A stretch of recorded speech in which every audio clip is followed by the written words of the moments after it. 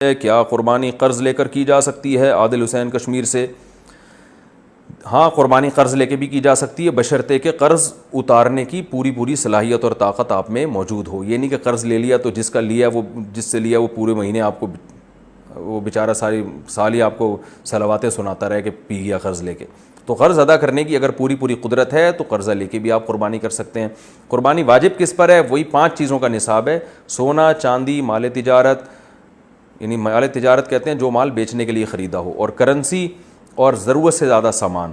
یہ 5 چیزیں اگر کسی کے پاس 52.5 تولہ چاندی کے برابر ہیں، یا 5 یا 4 چیزیں ہیں، یا 3 یا 2 یا 1 چیز بھی ہوگی، تو اس پر قربانی واجب ہے۔ بقرعید کے 3 دنوں میں اگر اتنی چیزیں رہتی ہیں تو لم سم 40-50 ہزار کی مالیت کا اگر کسی کے پاس یہ سونا، چاندی یا تجارتی مال یا ضرورت سے زائد سامان اگر موجود ہے تو آپ پر قربانی واجب ہے۔ استعمال کی چیزوں پہ قربانی نہیں ہوتی۔ آپ گھر میں کروڑوں روپے کا بھی گھر ہے لیکن اگر رہ رہے ہیں یا کرائے پر دیا ہوا ہے تو قربانی واجب نہیں ہے آپ پر۔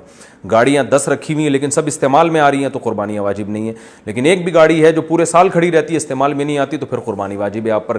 تو 40-50 ہزار لم سم مالیت کے رقم کا جو شخص مالک ہوگا، اچھا قرضہ بھی مائنس کیا جائے گا اس میں سے، قرضہ مائنس کر کے اتنی رقم، تو اتنی رقم اگر آپ کے پاس ہے یا اتنی رقم کا سونا چاندی وغیرہ ہے آپ کے پاس، تو پھر اس میں سے آپ پہلے گیس بجلی کا بل اور ضروری راشن کا خرچہ نکالیں گے۔ نکالنے کے بعد اگر اتنا بچتا ہے تو پھر آپ پر قربانی واجب ہے۔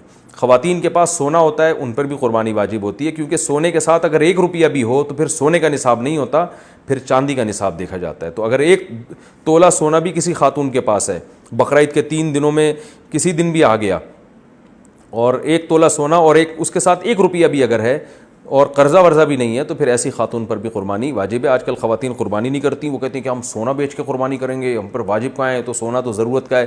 بھائی سونا ضرورت کی چیز نہیں ہے، کھانا پینا، لباس، گھر، یہ ضرورت ہے۔ سونا ایک اضافی غریبی ہے، انویسٹمنٹ کے لیے لوگ رکھتے ہیں، تو اس لیے سونا اگر آپ کے پاس ہے تو اس کے زکوٰۃ بھی دینی پڑے گی، قربانی بھی کرنی پڑے گی۔ وہ بیچ کے کریں یا شوہر آپ کی طرف سے کر دے تو بھی ٹھیک ہے، یا کسی سے قرضہ لے کے کر دیں، تو پورے سال اس کا انتظام کرنا چاہیے۔